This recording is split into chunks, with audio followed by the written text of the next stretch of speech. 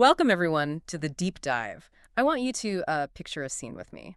It is New Year's Day, 1978. You are standing in Bombay. Right, and the city below you is it's absolutely buzzing with New Year's celebration. Exactly. I mean, there are fireworks going off, lights are twinkling across the whole skyline. The air is thick with the smell of the ocean and, just the sheer electric energy of a holiday. Yeah, totally vibrant. And right above you, this majestic Boeing 747, a true marvel of modern engineering, takes off into a clear, crisp night sky. It's a picture-perfect departure. Then just 100 seconds later, 213 people are dead.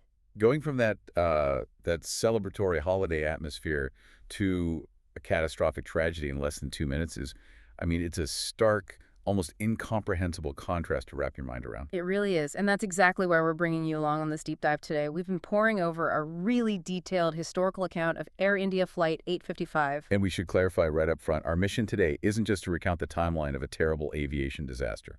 Right. We're digging into the source material to extract some profound aha moments. We're looking at human psychology, the unwritten and sometimes fatal rules of workplace culture, And perhaps most importantly, what happens when the technology we are trained to trust implicitly decides to just lie to us? Exactly. What happened in that cockpit isn't just an aviation story. It's a human story.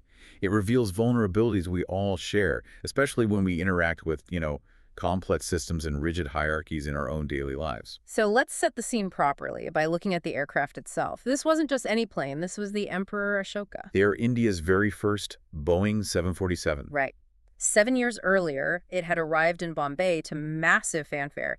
It marked India's entry into this elite club of nations operating what they called the Queen of the Skies. Air India literally branded this aircraft as your palace in the sky. And they meant it.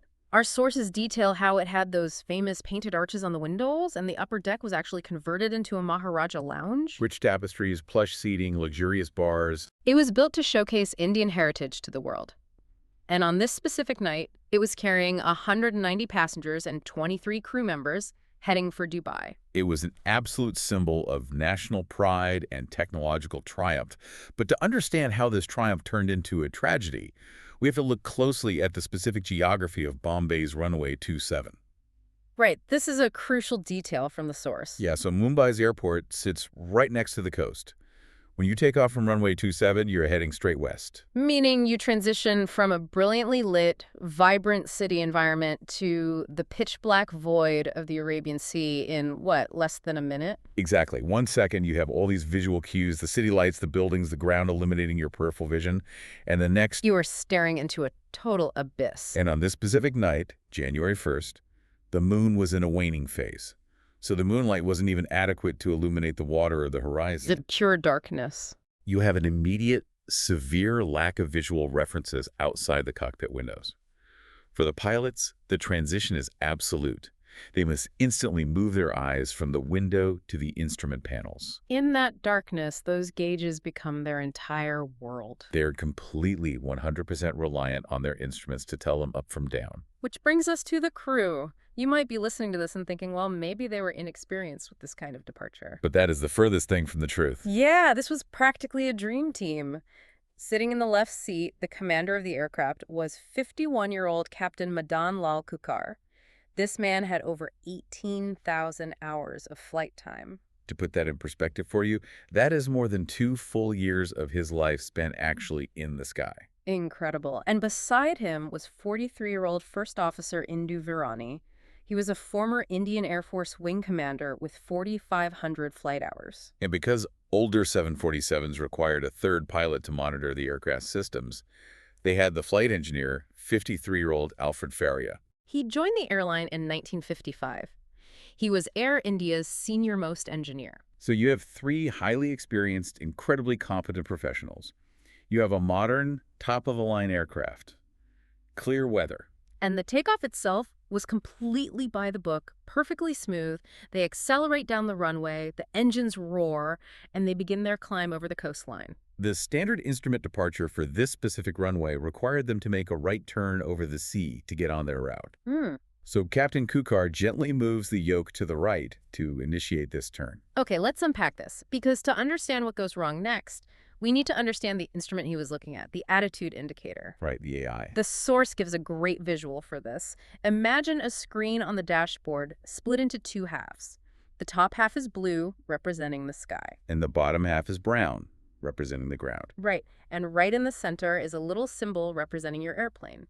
When you're flying level, that airplane symbol sits perfectly on the line separating the blue and the brown, the artificial horizon. If you bank left, the symbol tilts left against that background. Pitch up, you see more blue. Pitch down, you see more brown. But wait, how does this mechanical gauge actually know where the horizon is when it's pitch black outside? Inside that instrument is a small, rapidly spinning gyroscope. Think of a heavy spinning top that naturally resists being tilted. Okay. Because of physics, it stays perfectly steady, maintaining its orientation to the actual Earth while the physical body of the airplane moves around it. Got it. The instrument simply reads the difference in position between that steady, spinning gyroscope and the maneuvering airplane, and it translates that into the blue and brown visual display. So it allows a pilot in total darkness to know exactly what the aircraft is doing with just a quick glance. Exactly. So Captain Kukar starts his right turn. He looks at his attitude indicator. It shows the plane reaching a shallow 15-degree right bank. The heading indicator confirms they're turning, counting up past 275 degrees, 285 degrees. Everything is perfectly normal. But within 10 seconds, as they reach a heading of 300 degrees, the failure happens. The captain turns the yoke slightly back to the left, intending to level the plane out and hold his new heading. When he looks at his attitude indicator for confirmation that the wings are level, the gauge doesn't move. It's just completely frozen. It is stuck, showing a 15-degree right bank. He applies more pressure to the left. Nothing. The gauge stubbornly insists the plane is still banking to the right. He applies even more pressure, but the instrument simply refuses to update. I'm trying to put myself in that seat. Outside the window, there is nothing but the pitch-black Arabian Sea. He has absolutely no visual cues. None.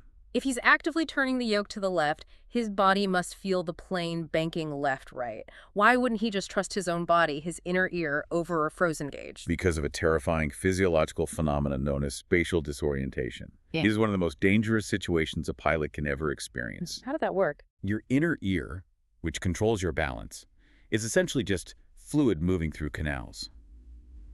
When you are in an airplane pulling G-forces in total darkness, that fluid can trip your brain into feeling turns that aren't happening or missing turns that are. So your brain simply cannot reconcile what your body feels with what your eyes are seeing on the panel. Exactly.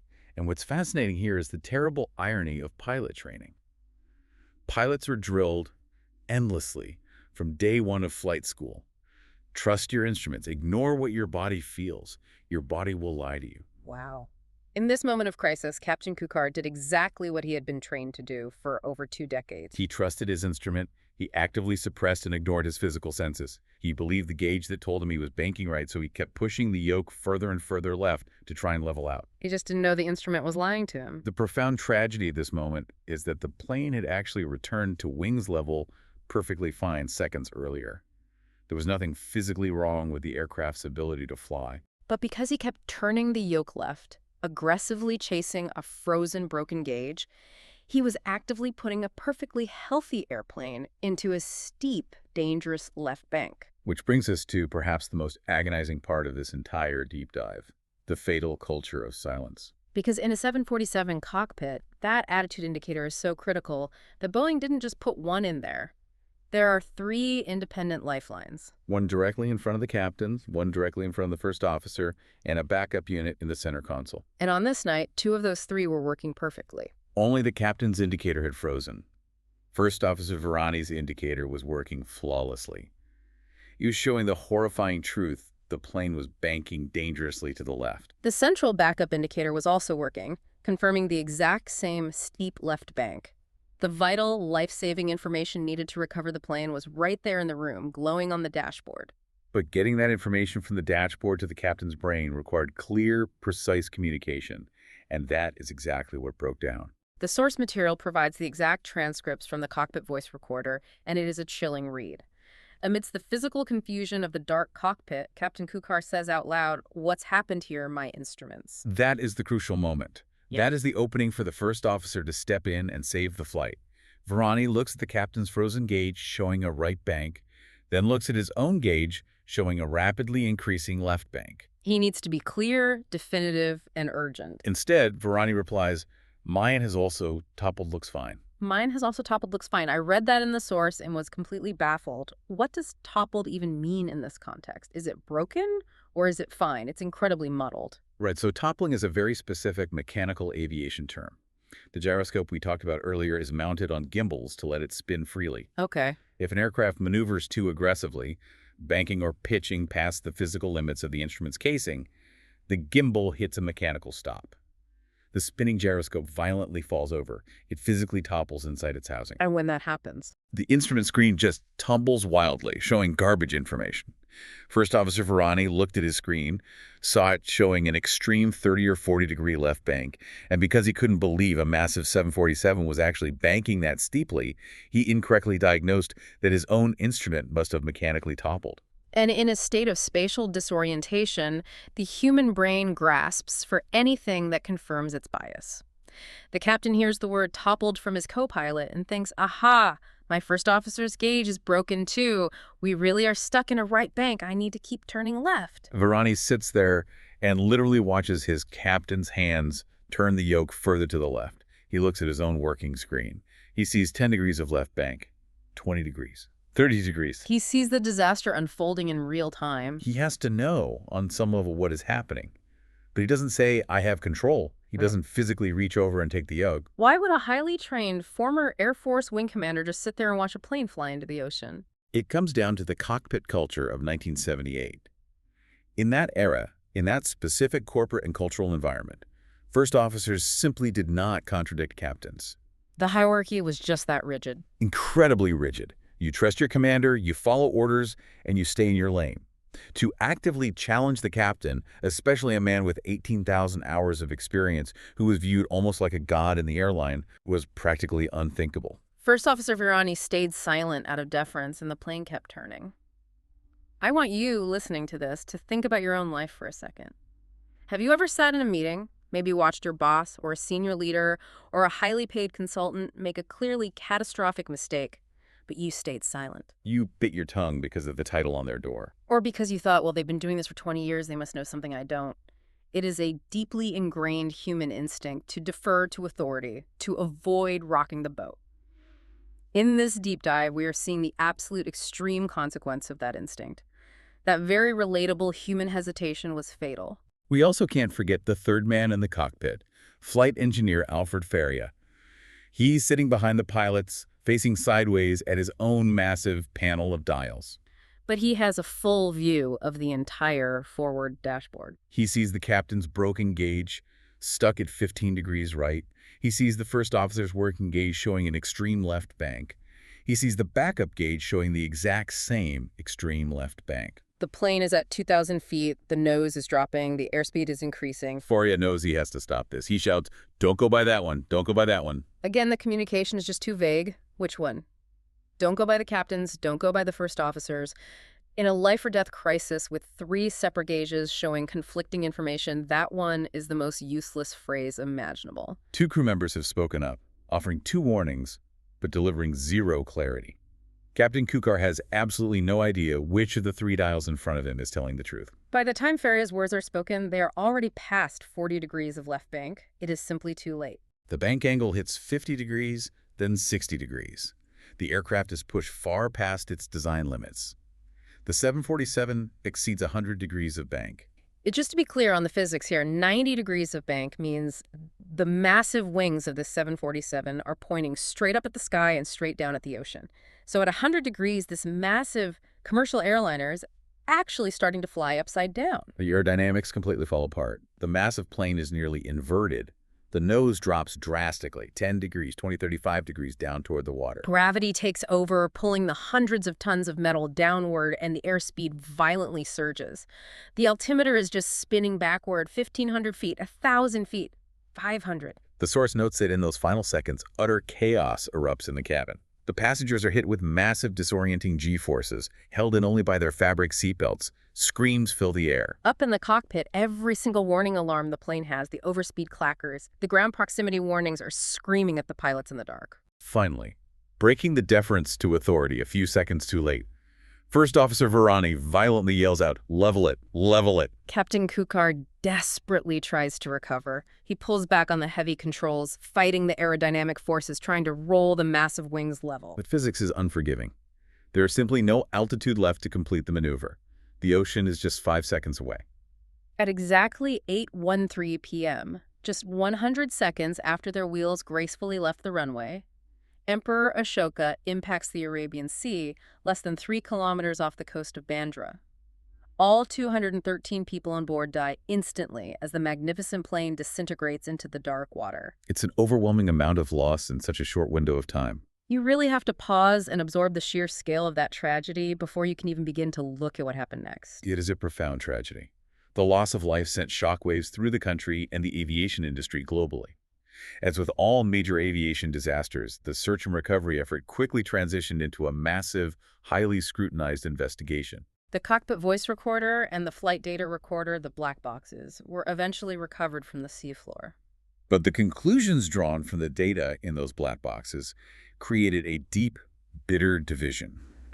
We have to look very carefully at two highly conflicting narratives presented in our source material. This is a really important point for us to unpack. We need to be strictly neutral here and simply lay out the facts of the investigation as they were documented in the official records. There were two distinct conclusions reached by the main parties involved. First, you have the Indian investigators. Their official stance was that the crash was primarily caused by the malfunctioning attitude indicator. They meticulously analyzed the recovered components and argued that the catastrophic mechanical failure of a vital instrument was the direct, undeniable trigger for the sequence of events that downed the plane. In their view, the hardware failed the pilots. On the other side of the table, you had Boeing, the manufacturer of the aircraft. Boeing fundamentally disagreed with the Indian investigators' conclusion. Boeing's stance was that the crash was solely the fault of Captain Kukar and human error. To support this narrative, they pointed to a highly specific piece of the captain's medical history. The source states that in 1975, a few years prior to the crash, Captain Kukar had been grounded by medical examiners for 6 months due to uncontrolled diabetes and excessive use of alcohol. Boeing leaned heavily into this medical history. They argued that because of these pre-existing conditions, he should never have been allowed to pilot the plane that night. They concluded in their submissions that it was a combination of medication, residual effects of alcohol, and poor health that ultimately caused his severe spatial disorientation rather than just the instrument failure. They argued that a healthy, properly functioning pilot would have easily cross-checked the other working instruments. This raises an important question that haunts almost every major accident investigation, whether it's aviation, a train derailment, or a nuclear power plant failure. Where do you assign the ultimate blame? Right. Do you blame the mechanical failure that initiated the crisis, the broken gear that set the trap? Or do you blame the human being for failing to properly react to that mechanical failure, for falling into the trap? It's an incredibly difficult, highly contentious line to draw, and as our source thoroughly documents, the parties involved in this specific crash could simply not agree. It's a debate that still resonates today. Here's where it gets really interesting, though. To truly understand if a broken attitude indicator is a guaranteed death sentence, to test the theory of mechanical failure versus human reaction, we have to look beyond Air India 855. Our source provides two chilling historical parallels. These are two other commercial flights that experienced the exact same mechanical failure under the exact same conditions. The outcomes of these flights prove just how crucial human communication and cockpit culture really are. Let's look at the first parallel. Just 11 months after the Air India crash in November of 1978, a British Airways 747 takes off from Zurich at night. The captain at the controls is Fred Insall. Moments after takeoff, ascending into the dark sky with no visual cues, Captain Insall's attitude indicator freezes. It's the exact same instrument failure, the exact same airplane model, under the exact same nighttime conditions. The outcome, however, is totally different. Why? Because Captain Insall felt the plane behaving differently than his gauge suggested. Instead of blindly trusting the frozen dial, he immediately recognized the discrepancy. Without a single second of hesitation or ego, he verbally transferred control of the aircraft to his first officer, whose instrument was working perfectly. I have a failure, you have control. They continued their climb smoothly and landed in London without a single scratch. It was a success story born entirely of clear, immediate communication and a lack of rigid ego. Then we look at the second parallel. Fast forward to December 22nd, 1999. A Korean air cargo Boeing 747 departs from London's Stansted Airport, again at night. Again, the captain's attitude indicator malfunctions and freezes, showing incorrect roll data while the plane is turning. Just like with Air India, the first officer's indicator is working correctly. In this case, the crew actually speaks up clearly. There is no vague talk about things being toppled or don't go by that one. The first officer and the flight engineer see the dangerous bank angle on their working screens and call out an explicit, standardized warning bank angle, bank angle. They diagnose the problem, they voice it loudly, and they tell the captain exactly what is going wrong. Yet, tragedy strikes anyway. Because in this instance, the captain simply ignores their calls. He trusts his own broken instrument over the explicit verbal warnings of his entire crew. He continues to bank further and further left, just like Captain Kukar did. The first officer, despite giving the verbal warning, fails to physically take the controls from his commander. Just 55 seconds after takeoff, that 747 crashed into the ground, killing all 4 crew members on board. We have 3 identical mechanical failures, 3 identical aircraft taking off into the dark, and 3 vastly different human reactions. In one, the captain immediately yields to his co-pilot, communicating clearly, and everyone lives. In another, the crew gives a clear warning, but the captain ignores it due to spatial disorientation, and the first officer doesn't intervene physically, so they die. And in our main story today, Air India 855, the crew sees the truth on their working screens, but uses incredibly vague language and defers to a rigid hierarchy, leading to the devastating loss of 213 lives. These 3 events perfectly illustrate that the frozen gyroscope wasn't the actual killer. The instrument failure was the catalyst, yes. It started the chain of events. But it was the breakdown of communication and teamwork that sealed their fate. The hardware failed, but the human software, the protocols, the cockpit culture, the psychological ability to clearly speak truth to power in a moment of crisis is what ultimately crashed the plane. It's why modern aviation now teaches crew resource management, specifically training junior pilots to challenge senior captains. So what does this all mean for you and me sitting here listening today? The story of Air India Flight 855 is devastating, but as a piece of history, it is an absolute masterclass. It teaches us about the very real, sometimes lethal dangers of a rigid hierarchy where questioning authority is considered taboo. It highlights the terrifying reality of spatial disorientation, where your own senses betray you and you have to rely on data. But most importantly, it underlines the absolute non-negotiable necessity of clear, precise communication in a crisis. Vague words like mine looks fine or don't go by, that one aren't just unhelpful in the boardroom or the cockpit, they can be deadly. It shows us that simply having the right information in the room isn't enough to save the day. The backup dials were working. The truth was glowing right there in the dark. But you have to be willing to advocate for that information loudly and clearly. You have to be willing to step out of your designated role or challenge the person in charge when you see disaster looming. I completely agree. I want to leave you with a final thought to mull over long after this audio stops playing. We can sit here today looking back at a cockpit from 1978, and it's so easy to judge their blind deference to authority. Right, we think, well, obviously I would have spoken up. I would have grabbed the controls and saved the plane. But think about our world right now. Every single day, we are handing over more and more of our daily decisions to AI, to complex algorithms, to automated systems that we treat with absolute authority because we assume the computer knows best. Are we, in our own way, developing a modern culture of silence? If an algorithm gives you a dangerously wrong answer tomorrow at your job, or in your semi-autonomous car, or in your home, will you have the courage to trust your own senses, loudly contradict the machine, and take the controls? It's something to deeply think about. Thank you so much for joining us on this deep dive. We'll catch you next time.